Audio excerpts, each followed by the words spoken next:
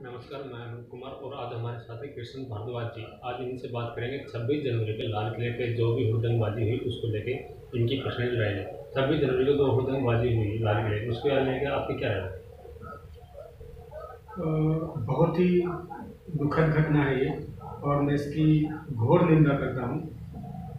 लाल किला हिंदुस्तान का मस्तक है और वहाँ से हर साल प्रधानमंत्री देश को संबोधित करते हैं स्वतंत्रता दिवस पे, और जो कुछ भी लाल किला पे हुआ वो बिल्कुल बर्दाश्त नहीं है। हिंदुस्तान के किसी भी व्यक्ति को ये बर्दाश्त नहीं है और ये बिल्कुल भी नहीं होना चाहिए।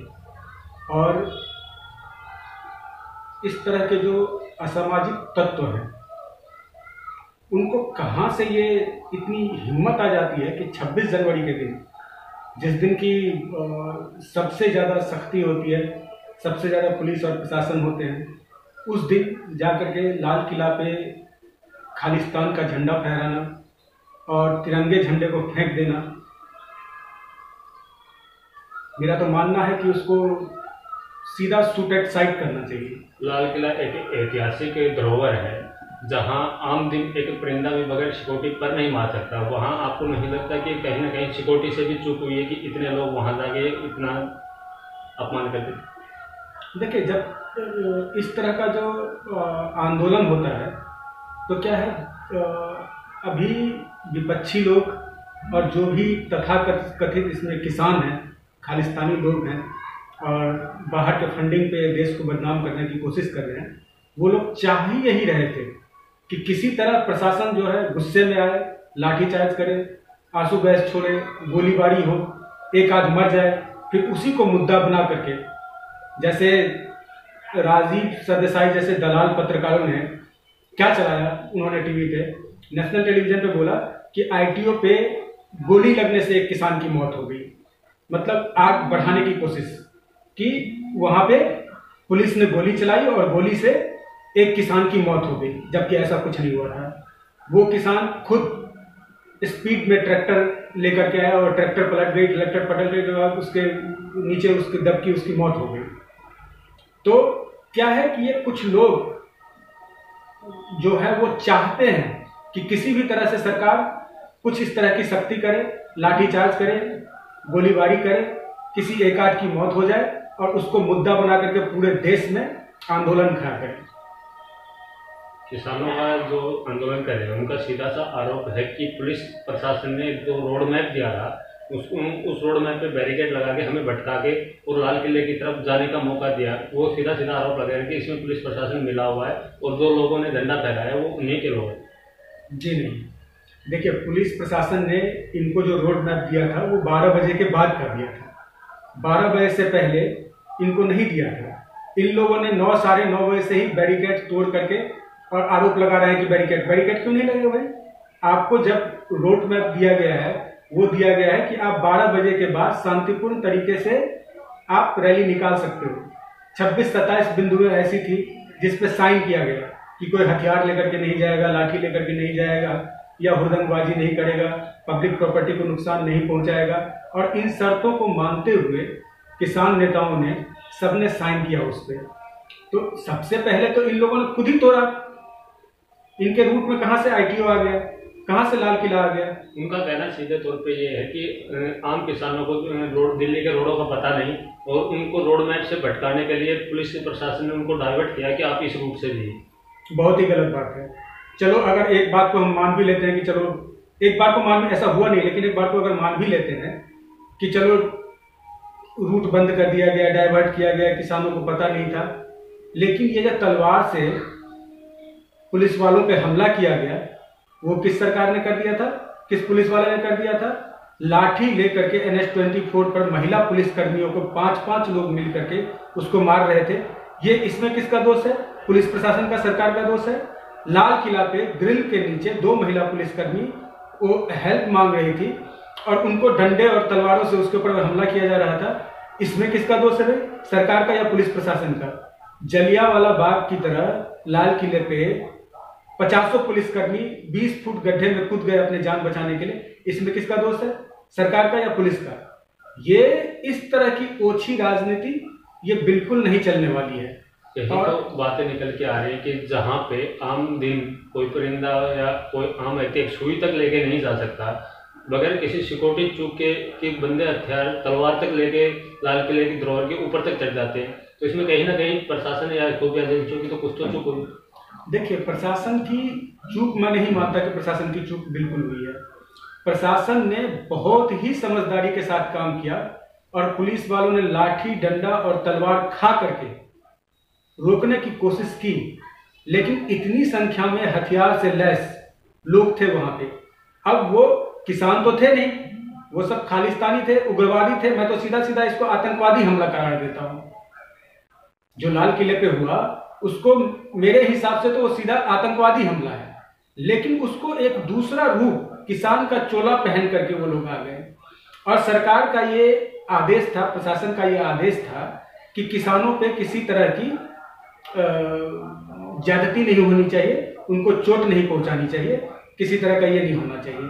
और ये लोग जानबूझ करके ऐसा माहौल खड़ा करने की कोशिश कर रहे थे कि पुलिस ज्यादती करे, पुलिस लाठीचार्ज करे, और हम इसको मुद्दा बना करके कि किसानों के ऊपर में हमला हुआ, किसानों को गोली लगी। अरे भाई, जो किसान अपनी गलती से मर गया उसको ये राजीव सरदेसाई जैसे पत्रकार ने सीधा अनाउंसमेंट कर दिया बिना सोचे समझे कि गोली पुलिस की गोली से मारी गई। एक भी गोली इस आंदोलन में पुलिस वालों ने नहीं चलाई है, और मैं पुलिस वालों को तहे दिल से शुक्रिया अदा करना चाहता हूं कि उन्होंने इतना अपना धैर्य का परिचय दिया। आज 400 पुलिस वाले जख्मी हैं। अरे वो भी तो किसान के ही बच्चे हैं। यहाँ जो इस प्रकरण हुआ 26 जनवरी को, इसमें एक नाम निकल के आ रहा है कि दीप सिंधु, उसके कहीं ना कहीं तार बीजेपी से या बीजेपी से सांसद जो हैं सनी देओल, बॉलीवुड अभिनेता, उनसे जुड़े हुए नजर आ रहे हैं कि आरोप लग रहे हैं कि बीजेपी का ही नुमाइंदा। गलत बात है ये। देखिए, आज हमारे साथ आप बैठे हुए हैं, ठीक है, और आपने फोटो खिंचवा ली। कल को कोई आपके ऊपर में आरोप लगता है या मेरे ऊपर में आरोप लगता है, तो इसका मतलब क्या है कि मैं आपका बंदा हूँ, आपका तार मेरे से जुड़ा हुआ है और मेरा तार आपसे जुड़ा हुआ है। ऐसे तो मनमोहन सिंह के और राहुल गांधी के, सोनिया गांधी के तमाम कश्मीर के आतंकवादियों के साथ फोटो हैं, खुलेआम आतंकवादियों के साथ फोटो हैं। इसका मतलब क्या होता है? वो कभी किसी समय पर बीजेपी का समर्थन कर रहा था, सनी देओल का उसने प्रचार किया था, कैंपेनिंग किया था, लेकिन उसके बाद उसने खुद अपने मुंह से ये बोल दिया कि बीजेपी से मेरा कोई लेना देना नहीं है, मैं बीजेपी को समर्थन नहीं करता हूं। तो ये बात वहीं खत्म हो गई, फोटो दिखा करके। तो ये तो गलत बात है।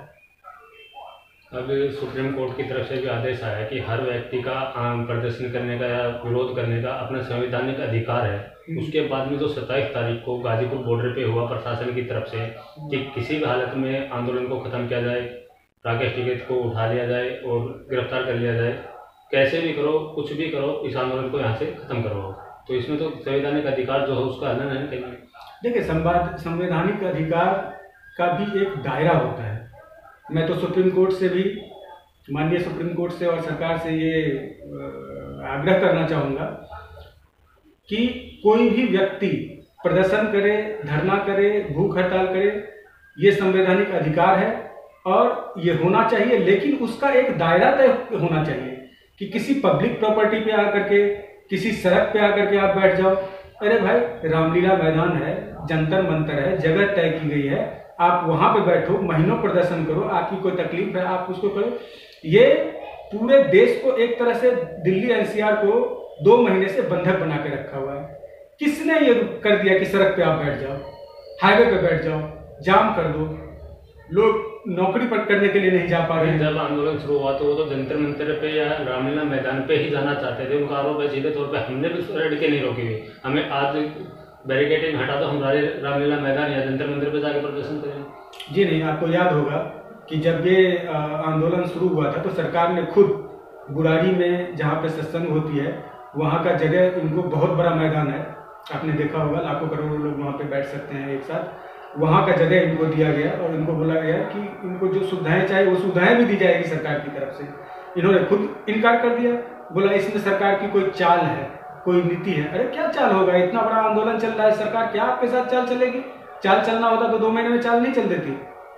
ये तो बुराड़ी मैदान की आप बात कर रहे हैं। बुराड़ी मैदान तो उनको 2 दिन बाद के लिए ऑफर किया गया था। जब तक तो उनको हरियाणा में बैरिकेडिंग लगा के रोडें खोद के नेशनल हाईवे सरकार की तरफ से खोद के उनको रोकने की कोशिश की थी। वो तो सीधा सीधा जंतर मंदिर पे आना चाह रहे थे। नहीं, सीधा सीधा जंतर मंतर पे नहीं आना चाह रहे थे। इनका एक ही प्लान था कि चारों बॉर्डर जाम कर दो, सारे बॉर्डर से आवाजाही यातायात सब बंद कर दो, अराजकता का माहौल फैलेगा, लोगों को आने जाने में दिक्कत होगी। वही चीजें हो रही है। आज आप देख लो ना कि सिंधु बॉर्डर पे, टिकरी बॉर्डर पे जो लोग किसानों को दूध दे रहे थे, पानी दे रहे थे, चाय दे रहे थे, खिदमत कर रहे थे, फूल की मालाएं चढ़ा रहे थे, वो लोग खुद आज सड़क पे उतर गए हैं कि भैया ये बहुत हो गया। अब ये आपका 26 जनवरी के वाकये के बाद आम जनता का जो है वो आंखें खुल गया है। और वो लोग जो है लाखों हजारों की संख्या में आकर के ग्रामवासी जो है बोलने भाई खाली करो ये बॉर्डर, क्योंकि उनका रोजी रोजगार, धंधा, आना जाना सब कुछ। आप चले जाओ सिंधु बॉर्डर पे, टिकरी बॉर्डर पे, आपको घंटों जाम से आप निकले हो तो कब अपने जगह पहुंचोगे और अब जब आ रहे हो तो कब अपने घर पे पहुंचोगे आपको नहीं पता है कुछ भी। तो ये तो बहुत ही गलत तरीका है ना। आप विरोध करो, सब कुछ करो, लेकिन उसका एक दायरा होना चाहिए, उसका एक तरीका होना चाहिए, उसका एक सिस्टम होना चाहिए।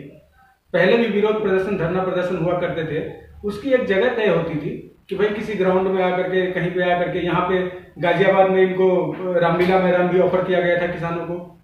नहीं जी, हम तो सड़क पे ही बैठेंगे। क्यों सड़क पे बैठेंगे? आम पब्लिक को परेशान करने के लिए। तो जब आपका कोई भी आंदोलन अगर जन आंदोलन बनता है तभी वो सक्सेसफुल होता है। और कोई अगर एजेंडे पे आंदोलन चलता है अपनी बातें रखने के लिए, अपनी चीजें सुपरमेसी दिखाने के लिए, तो वो आंदोलन ज्यादा दिन टिक नहीं पाता है। और ये आंदोलन जो है अब एक तरह से फुस हो गई है आंदोलन, इसका कोई मतलब नहीं रह गया है। ये तो बस जब तक इनको फंडिंग मिल रही है तब तक ये अपना एजेंडा चला रहे हैं। जी।